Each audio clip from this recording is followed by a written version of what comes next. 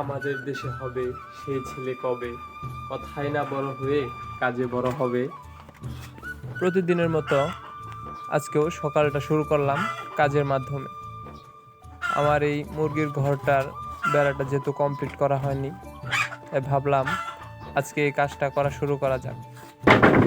যেহেতু আমি একা, অনেক সময় লাগবে, তাই সকাল থেকেই শুরু করলাম। ছোট্ট একটি স্বপ্ন, ছোট পরিসরে একটি দেশি মুরগির খামার করব। আসসালামু আলাইকুম সম্মানিত দর্শকবৃন্দ,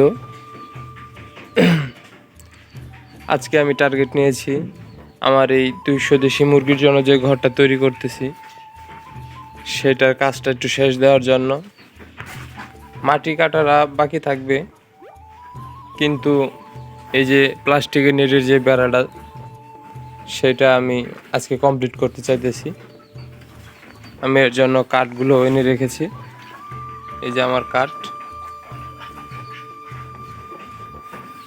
ইনশাল্লাহ দেখা যাক কত দূর আজকে কাজ শেষ করতে পারি। সবাই আমার জন্য দোয়া করবেন। একই সাথে আজকে আরও কিছু কাজ করতে হবে। দেখতে পাচ্ছেন এখানে কিছু বেগুন আর মরিচ গাছের চারা, এগুলো আজকে রোপণ করতে হবে,